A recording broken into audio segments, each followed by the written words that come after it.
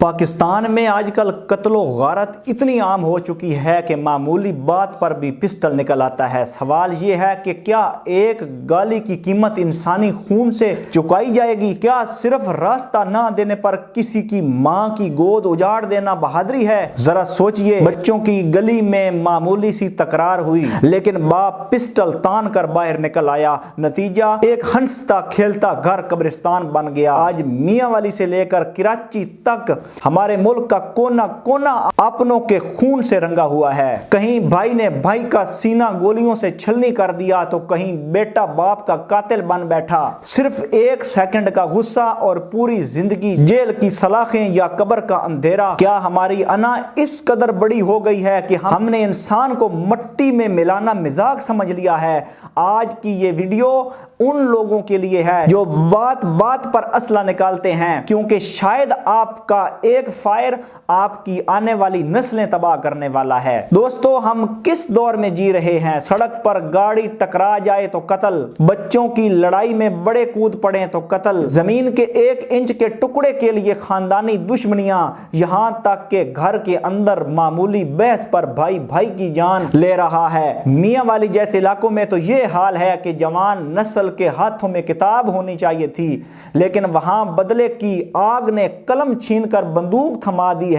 ہم جس کو غیرت کہتے ہیں وہ اصل میں ذہنی پسماندگی ہے۔ ہم نے معاف کرنا چھوڑ دیا ہے، اس لیے آج ہمارے گھروں میں صف ماتم بچھی ہے۔ ایک بار سوچیں، آپ نے بدلہ لے کر سامنے والے کو تو مار دیا، لیکن کیا آپ کا اپنا سکون واپس آیا؟ جس گھر کا جوان بیٹا قتل ہوتا ہے اس گھر کی دیواریں تک رونے لگتی ہیں۔ وہ بوڑھا باپ جو جوان بیٹے کے جنازے کو کندھا دیتا ہے، اس کا تڑپتا ہوا دل آپ سے سوال کرتا ہے کہ کیا وہ بات اتنی بڑی تھی کہ میرا سہارا چھین لیا گیا؟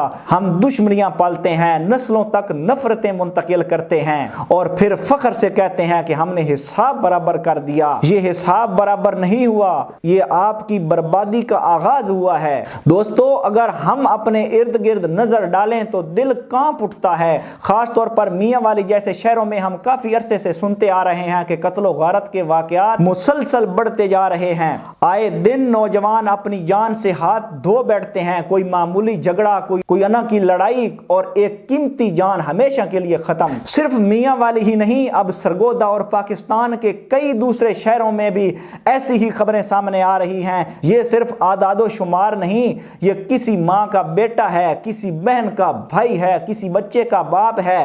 خدا را ہوش کے ناخن لیں، ذرا رک کر سوچیں ہم اپنے معاشرے کو کس طرف لے جا رہے ہیں۔ اگر ہم نے آج اپنے غصے، انا اور نفرت کو قابو نہ کیا تو خدا نخواستہ ہماری آنے والی نسلیں صرف خوف اور دشمنیوں کے ماحول میں ہی پروان چڑھیں گی۔ آئیے عہد کریں، ہم خود بھی صبر اور برداشت کو اپنائیں گے اور اپنی نوجوان نسل کو بھی یہ سبق دیں گے تاکہ ہمارے شہر امن اور سکون کی جگہ بن سکیں، نہ کہ خوف اور خون ریزی کی۔ خدا را اس جنون کو روکیں، برداشت پیدا کریں۔ اگر آپ کو کوئی گالی دے تو پلٹ کر جواب نہ دینا آپ کی کمزوری نہیں بلکہ آپ کی خاندانی شرافت کی دلیل ہے۔ ہیروئزم سے باہر نکلیں، اسلحہ دکھانا یا لڑائی کرنا بہادری نہیں، اصل بہادر وہ ہے جو غصے کو پی جائے۔ اپنے بچوں کو بدلہ لینا نہیں، معاف کرنا سکھائیں، انہیں بتائیں کہ زندگی بہت قیمتی ہے۔ آج میرا یہ پیغام پاکستان کے ہر اس نوجوان کے لیے ہے جو غصے میں اپنا آپ کھو دیتا ہے۔ یاد رکھیں، جیل کی سلاخوں کے پیچھے کوئی آپ کی انا کی واہ واہ کرنے نہیں آئے گا، وہاں صرف پچھتاوا ہوگا اور پیچھے اجڑے ہوئے خاندان۔ آئیے عہد کریں، ہم اس قتل و غارت کی زنجیر کو توڑیں گے، ہم اپنے ہاتھوں کو خون سے نہیں بلکہ امن سے رنگیں گے۔ اگر آپ کو لگتا ہے کہ یہ بات کسی کی جان بچا سکتی ہے تو اسے آگے ضرور شیئر کریں۔ اللہ نگہبان۔